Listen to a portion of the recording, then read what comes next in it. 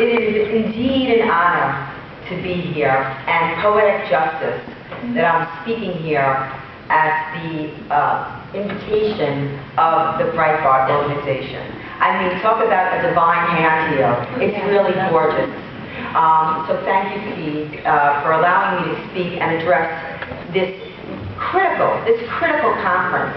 You know, truth is the new hate speech. And the translation of that means that the blasphemy laws under the Sharia, you cannot offend or criticize Islam. And so you can't say that, but you can say truth is the new hate speech. And I am telling you that this speech-crushing device, and that's what it is sanctioned by the right. It's being silenced by the right. If you look at the CPAC schedule over the past 5 years, there is nothing. And I say nothing. Look, in over 24 states, there's foreign law prohibition legislation moving through their state legislatures, anti-Sharia bans. That takes a small army. That takes an enormous amount of manpower. How come it's not being addressed here? We're thwarting jihadi attacks every week. A couple days ago, Oregon Muslim busted for aiding and abetting jihadi attack that killed 30 people. 2 days ago, an imam in Florida was convicted of aiding and abetting Taliban terror. It's all the time. And the media is self-enforcing the Sharia. Okay? They will not discuss it. Now, I'm going to tell you something. It is not Geller. Okay? If I go out with a guy and he doesn't call me again, that's Geller. He's rejecting Geller, okay? This is not about Pamela Geller. It is about the subject matter. And the war in the information battle space, the technique is to marginalize, demonize, and render radioactive anyone that talks about it. Now people will say, oh, but you know, she's a provocateur. You know, she's really out there. You know, I can do it better. I can do it softer. I can be a trimmer, okay? No, you are a racist, Islamophobic, anti-Muslim bigot if you touch this subject. You understand me? And that you have a gathering of 12,000 people that come here to get educated, to get activated, and you are not educating or activating them in the greatest national threat that this country faces is a crime.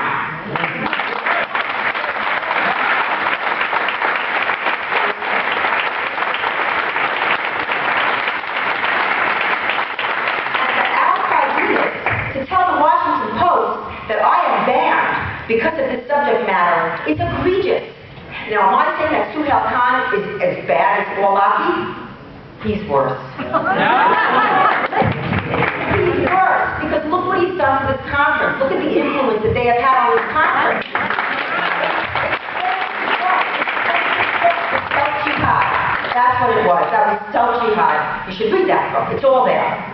And so the war on free speech manifests itself in our ad campaigns. And I'm going to go over it just briefly, okay? I am not being a provocateur. I am responding to a disinformation campaign in this country.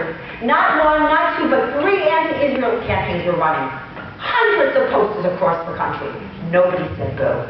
Nobody. I ran 10 little Indians in a New York subway. This ad, the savage ad, and any war between the civilized man and the savage, you support the civilized man. Hello? You support the civilized man. I can't get these ads up. I have to do it. You know why I have to do it? Because I'm insulting the savages, that's why. Right. We sued. We got those ads up. I want you to know it wasn't even a narrow victory, that First Amendment victory. We won on all counts. Judge Paul Engelmeyer threw out the New York MTA rules and regulations and standards saying they were unconstitutional. Now, that's a big free speech victory. Did they talk about it here ever? Now CARE, Hamas CARE, Muslim Brotherhood CARE, named the largest terrorist funding trial in our nation's history, the Holy Land trial. It's running a new campaign, a jihad campaign, because they say, quote, that Pamela Geller has hijacked the word jihad. Wow, I'm really big and powerful, aren't I? All by myself, I hijacked the word jihad. So this is their campaign. My jihad is to stay fit. My jihad is not to burn the toast in the morning. This is so bizarre and so insulting and so offensive to the intelligence of the American people, but this is the war, you see.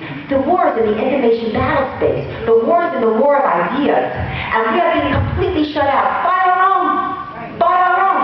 So I created a campaign, and 5 high-profile Muslims, the Prime Minister of Turkey, lovely fella, Al-Awlaki, he's the next one, Times Square bomber, Fort Hood jihadi, Hamas TV, and I couldn't get them up. I submitted at the same time as CARE, okay? The city governor was colluding. Chicago was colluding with CARE to keep my ads off. But you know I'm going to win on the free speech issue. You should have seen the letter from the Chicago Transit, like, this is so Islamophobic and we hate them and it's so ugly and we hate you. But we know you're going to sue us, so we'll let you run the ad.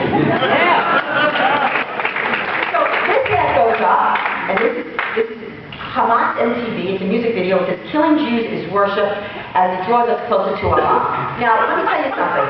The San Francisco District Attorney and the entire City Council held a press conference to denounce me and to denounce my ad, and called this ad Islamophobic. Really? This ad looks anti-Semitic to me. This is hardwired for delusion. They will not speak out. The same day that this ad broke on the buses, the hostages, British, Christians, French, the hostages in Nigeria were slaughtered. Did they have a press conference about that? The constant slaughter of Christians in Nigeria, Buddhists in Thailand, Coptic Christians in Egypt, bloggers being beheaded in Bangladesh.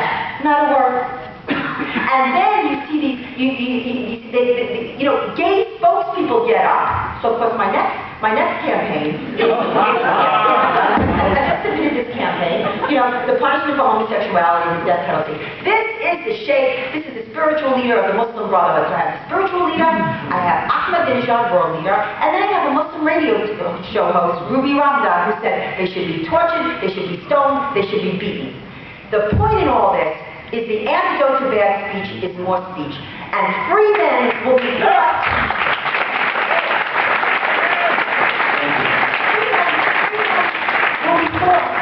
We'll have to resort to violence without the freedom of speech. The problem that we on the right make is that we are not defining ourselves, our philosophy. We do not, there was a time when it was a good thing when you read Tocqueville and Democracy in America. He said, it's astonishing that America does not subscribe to any philosophy. Unlike Europe, where they would destroy themselves with Immanuel Kant, But we didn't, because we shared a sense of life. We had a sense of life, it was individual rights, and I'm telling you that is lost. There should be, capitalism is individual rights. We must define our principles, we must define our philosophy, and then everything we do will be extrapolated from that. The biggest threat to mankind, the biggest threat to freedom, is the spread of totalitarianism philosophy. And I don't worry so much about the fanaticism of the enemy. I worry about the confusion on our side. That is the problem.